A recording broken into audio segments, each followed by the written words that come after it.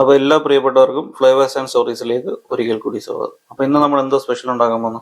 Beef അട ഉണ്ടാക്കുക. Beef വട്ടയിലയിൽ പൊതിഞ്ഞ്. എത്ര ബീഫ് എടുത്തിരിക്കുന്നു? 250 ഗ്രാം ബീഫുണ്ട്.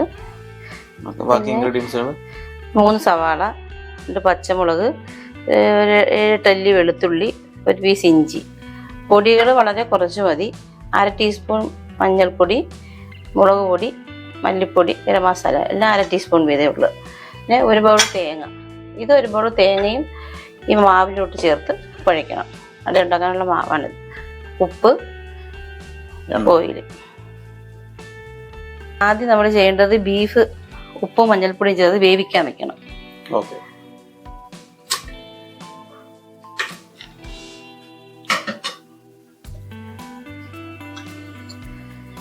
കുറച്ച് ഉപ്പ്, 1/4 ടീസ്പൂണോളം ഉപ്പ്,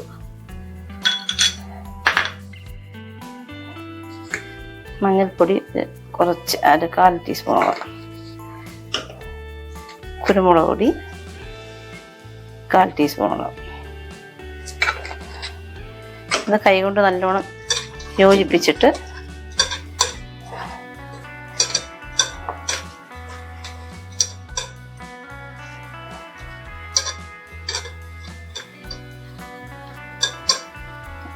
കുറച്ച് വെള്ളം ഒഴിക്കാം. ബീഫിൽ നിന്ന് വെള്ളം ഇറങ്ങും, അതിൽ കുറച്ച് വെള്ളം ഒഴിക്കാം.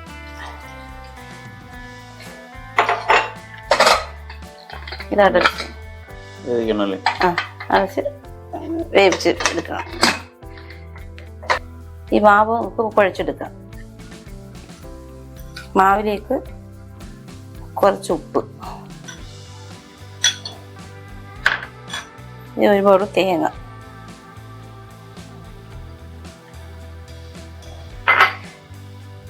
ഇത് ചൂടാക്കിയ വെള്ളമാണ്. ചൂടുവെള്ളം ഇതിൽ കുറേശ്ശായിട്ട് ഒഴിച്ച് ഇത് കുഴച്ചെടുക്കാം.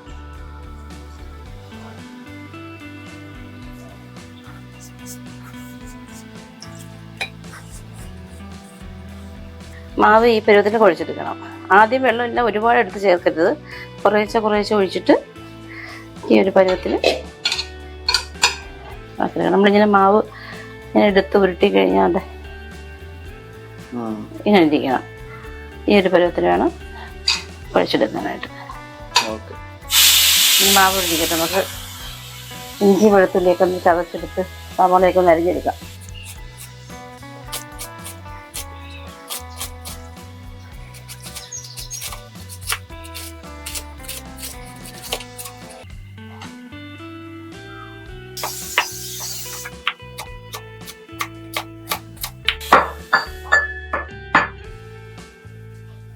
ബീഫ് വെന്തിട്ടുണ്ട്. ഇത് ചൂടാറിയതിന് ശേഷം മിക്സിയിലിട്ട് ഒന്ന് പൊടിച്ചെടുക്കണം, ഒന്ന് ക്രഷ് ചെയ്തെടുക്കണം.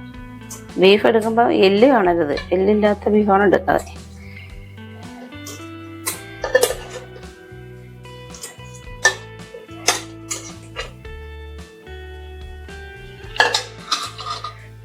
ഇതൊന്ന് തണുത്തതിന് ശേഷം നമുക്കൊന്ന് ക്രഷ് ചെയ്തെടുക്കാം. ബീഫ് ഇതുപോലെ ക്രഷ് ചെയ്തെടുക്കണം. ഒന്ന് കറക്കിയാൽ മതി മിക്സിക്കകത്ത്. ഇതുപോലെ ഞാൻ പൊടിഞ്ഞിട്ട്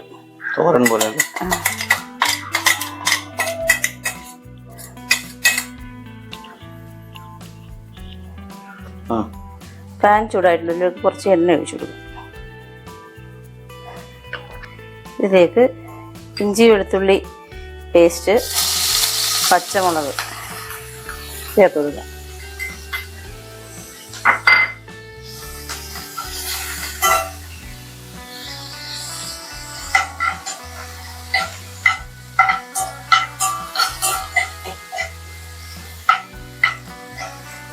ഇങ്ങനെ ഒരുപാട് മൂക്കണോ? കുറച്ച് മൂക്കണം. അതിൻ്റെ ആ പച്ചമണം മാറണം. വെളുത്തുള്ളിയുടെ ഇഞ്ചിയുടെയൊക്കെ പച്ചമണം മാറണം.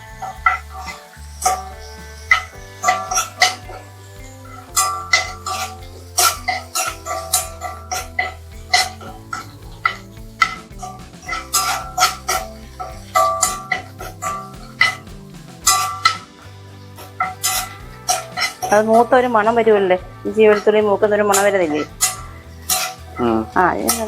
ഒന്ന് ചെറുതായിട്ടൊന്ന് മൂത്താൽ മതി. ഈ സമയത്ത് അതിലേക്ക് സവാള ചേർത്ത് കൊടുക്കാം.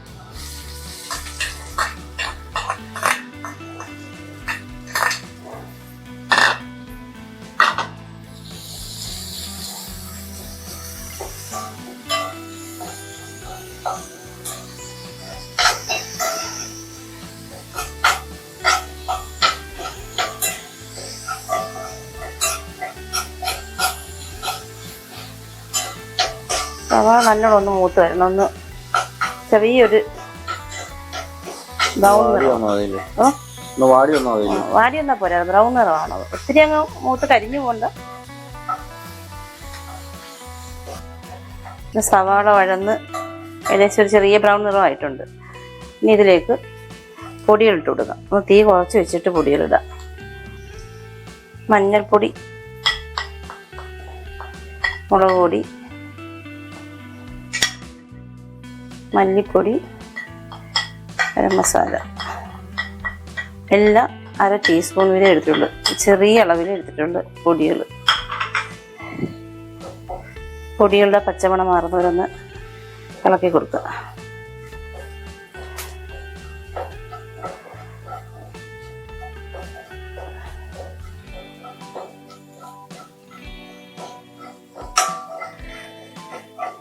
ഈ തേങ്ങ ചേർത്ത് കൊടുക്കാം.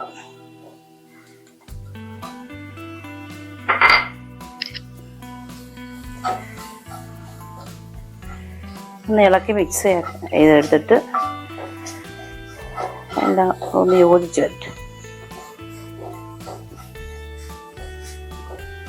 ഇനി ഇതിലേക്ക് ബീഫ് ചേർത്ത് കൊടുക്കാം.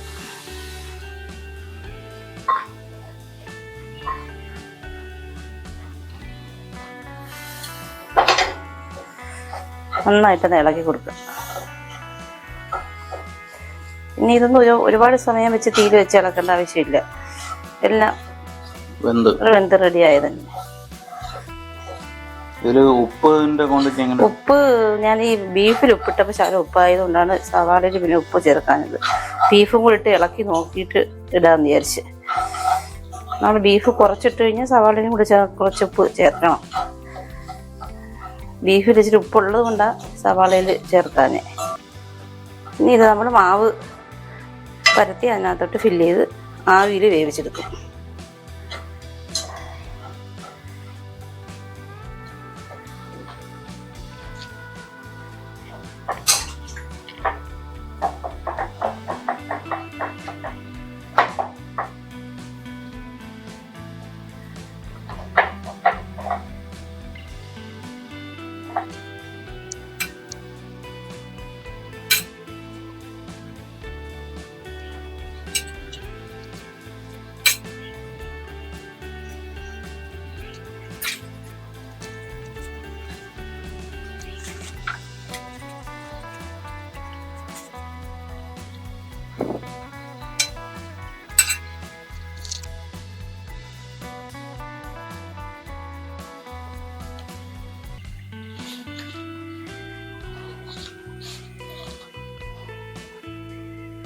കടയെല്ലാം തയ്യാറായിട്ടുണ്ട്. അതിന് ആവിയിൽ പുഴുങ്ങിയെടുക്കാൻ പോകും.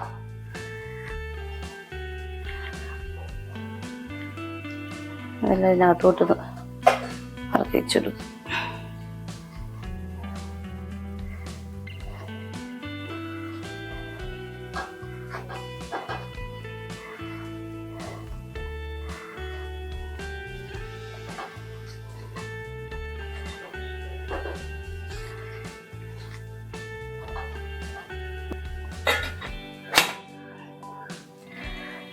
ഇത് ആവിയിൽ ഇരുന്നിട്ട് 10-15 മിനിറ്റ് വേവണം. വെന്ത് കഴിഞ്ഞിട്ട് നമുക്ക് നോക്കാം. നമ്മളൊരു 10-20 മിനിറ്റോളം ആയിട്ട് വെച്ചിട്ട് ഒന്ന് തുറന്നു നോക്കാം ആയിട്ടുണ്ടോന്ന്.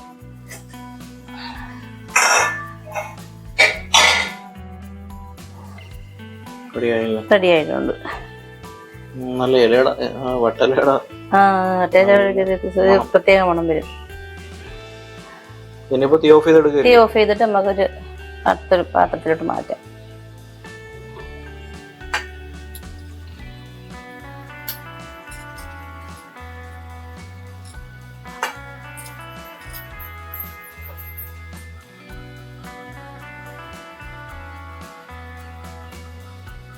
ഒരു നാടൻ ടേസ്റ്റ്. നമ്മുടെ ബീഫിൻ്റെ മസാലയും ആ വട്ടലയുടെ മണവും ഇഞ്ചി എല്ലാം കൂടെ ചേർന്നിട്ടുള്ള ഇഞ്ചിയുടേത് എടുത്ത് മുന്നിൽ നിൽക്കുന്നുണ്ട്. ഇഞ്ചി വെളുത്തുള്ളിയുടെ. അപ്പം വൈകുന്നേരങ്ങളിലൊക്കെ കഴിയാൻ ഏറ്റവും സൂപ്പറായിട്ടുള്ളൊരു സ്നാക്കാണ്. ഒരു സ്നാക്ക് അത് തന്നെയാണ്. വളരെ വെറൈറ്റി ഒന്നുമല്ല, പക്ഷെ കൊള്ളാം. നല്ല ടേസ്റ്റ് ഉണ്ട്. നമുക്ക് ഗസ്റ്റൊക്കെ കൊണ്ടായി കൊടുക്കാൻ പറ്റും. ഓക്കെ, അപ്പോൾ എല്ലാവരും ഒന്ന് ട്രൈ ചെയ്ത് നോക്കാം. വീഡിയോ ഇഷ്ടപ്പെടുന്നുണ്ടെങ്കിൽ നിങ്ങളൊന്ന് ലൈക്ക് ചെയ്ത് എൻ്റെ ചാനലൊന്ന് സബ്സ്ക്രൈബ് ചെയ്ത് സപ്പോർട്ട് ചെയ്യും. അപ്പോൾ പുതിയൊരു വീഡിയോ ആയിട്ട് വരുന്നവരെ എല്ലാവർക്കും നന്ദി.